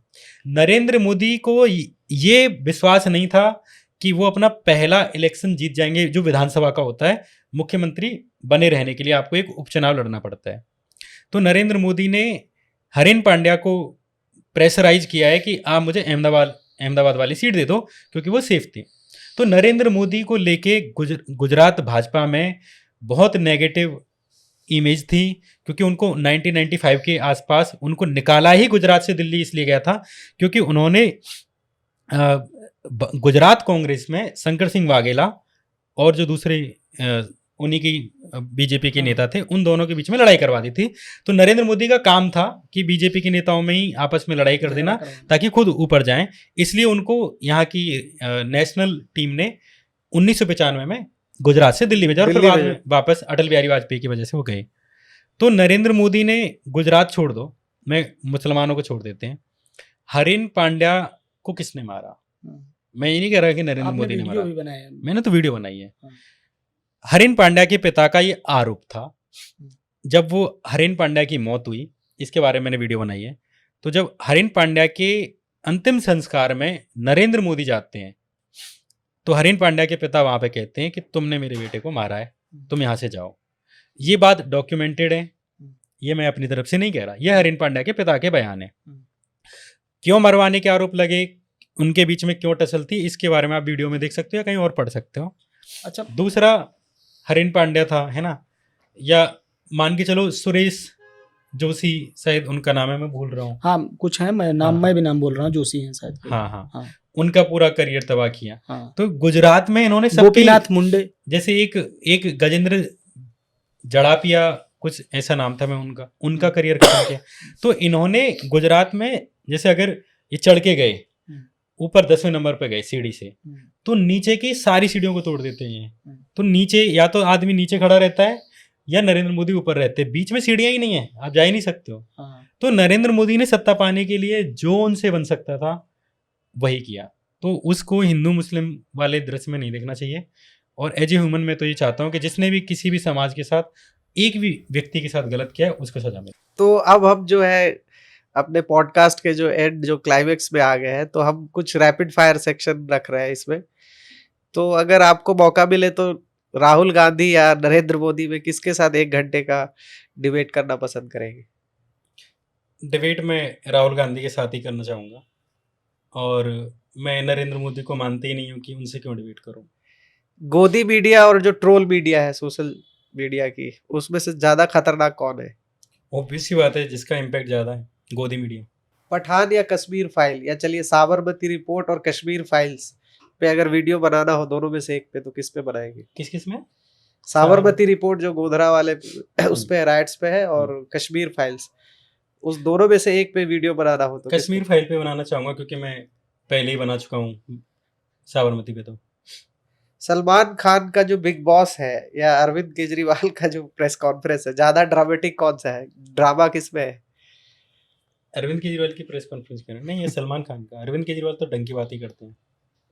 पत्रकारिता का जो पेशा है, जो प्रिंट मीडिया है, या यूट्यूब का जो करियर है, इन्फ्लुएंसर वाला भी बोल सकते हैं उसको, दोनों में से ज्यादा सूट कौन सा करता है आपको? आपको क्या लगता है? ऑब्वियस सी बात है, इन्फ्लुएंसर हूँ अभी। अच्छे पैसे हैं इसमें, काम भी अच्छा है, टाइम भी बहुत ज़्यादा है। अगर बिग बॉस के घर में एक नेता को भेजना हो, साउथ का और एक नॉर्थ का, तो साउथ का तो मैं जानता नहीं हूँ किसी को भी। साउथ का नॉर्थ में से 2 नेता का नाम बताइए जो जाएंगे तो अच्छा डिबेट डिस्कशन होगा। यार मैं वैसे, ये तो बड़ा कठिन सवाल है,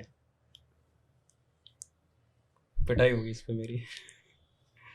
नॉर्थ में 2 नेता जिनको बिग बॉस में भेजना चाहिए हैं, यार मैं अखिलेश को ज़्यादा से ज़्यादा देखना चाहूँगा, उनके विचार मैं जानना चाहूँगा, क्योंकि एक ढंगी नेता यूपी में या आसपास एक अखिलेश भैया ही लग रहे हैं।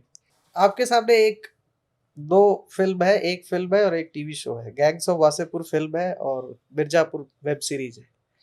अगर दोनों को हम एक जैसा देखें तो ज्यादा पॉलिटिकल कौन लगता है आपको? गैंग्स ऑफ वासेपुर लगता है या फिर पॉलिटिकल? ये तो उसमें बहुत टेक्निकल सवाल पूछ दिया आपने। पॉलिटिकल यार, मतलब मुझे तो अच्छे दोनों ही लगते हैं, और ये मेरे लिए बहुत मुश्किल है कि एक चूज करना, बट चूंकि मैं पुरानी चीजें ज्यादा मैं इसलिए वो पूछ रहा था कि एक में बिहार- ब्राह्मण है, ज्यादा बाहुबली ब्राह्मण है, एक जगह मुस्लिम है, तो अच्छा उत्तर यार वो प्रदेश सच्चाई भी है ना एक तरह से कि हाँ हाँ ब्राह्मण पूर्वांचल में रहे भी हैं, हरिशंकर तिवारी से लेके हाँ। शुक्ला तक, आपने वीडियो है ना, बनाया। और इधर मुस्लिम गैंगस्टर रहे हैं इसमें। हाँ बहुत सारे। इसमें बुराई क्या है, सच्चाई है। अच्छा, उत्तर प्रदेश और बिहार में 2 नेताओं को कौन 2 नेताओं का आप नाम लेना चाहेंगे जो आपको पसंद है अभी? मुझे इसमें कोई डाउट नहीं है कि अखिलेश यादव, हाँ। और बिहार में अभी कौन है एजे मतलब यूट्यूबर वाला अलग छोड़, यूट्यूबर भी मान लें हाँ। मुझे, तब भी मैं ये कहूँगा कि मुझे सोचने के लिए इसकी जरूरत नहीं है। ऑब्वियस सी बात है कि अखिलेश यादव। क्यों पसंद है वो आपको? सारी चीज़ें पसंद है मुझे, उनका बैलेंस्ड आंसर जो है, ऐसा कोई रीज़न नहीं है कि मैंने उनकी इकोनॉमिक पॉलिसी, भाई मैंने सब कुछ नहीं देखा, पर मुझे उनके जो आंसर्स हैं ना, कि वो जिस तरीके से बात करते हैं उसमें मैच्योरिटी दिखती है और अलग लेवल की दिखती है। तो इस वजह से मुझे इधर अखिलेश यादव अच्छे लगते हैं, और इधर वो यादव वाली बात हो गई, इधर तेजस्वी यादव लगते हैं। अच्छा, तेजस्वी यादव के पीछे एक बहुत पर्सनल रीजन है कि वो बहुत एक्सेसिबल है। हाँ। तो मैं तो मान के चलो इन्फ्लुएंसर हूँ या यूट्यूबर हूँ, तो मेरी बात हो ही जाएगी, पर मैंने ये देखा है कि उन्होंने अपने आसपास भी बहुत आम लोगों को रखा हुआ है, और इतना आम मुख्यमंत्री मैंने नहीं देखा, आम उप मुख्यमंत्री, इतना बड़ा नेता मैंने नहीं देखा। गुजरात के चीफ मिनिस्टर के रूप में मोदी को देखना पसंद करेंगे या इंडिया के प्राइम मिनिस्टर के रूप? मोदी को? हाँ, या दोनों नहीं? ये तो कह रहे हो कि जहर दूध से पीना चाहोगे कि पानी से पीना चाहोगे? मैं जहर नहीं पीना चाहूंगा। आरएसएस ज्यादा अच्छा कहानीकार है या बॉलीवुड? आरएसएस ज्यादा है। आरएसएस की स्टोरीज तो अलग लेवल की है। तो हमारे साथ अभी जाने माने पत्रकार, अरे बहुत बढ़िया, और दिलेर, बाघ का करेजा बहुत, वाले। हाँ, बाघ के करेजा वाले और बहुत हिम्मती भी जेली नहीं जा रही। श्याम मीरा सिंह हमारे साथ नहीं झेल सकता। और उम्मीद करता हूं कि राउंड टेबल पर यह बातचीत आप सबको पसंद आएगी, और उम्मीद करता हूं कि आप सबके सजेशन भी मिलेंगे। धन्यवाद।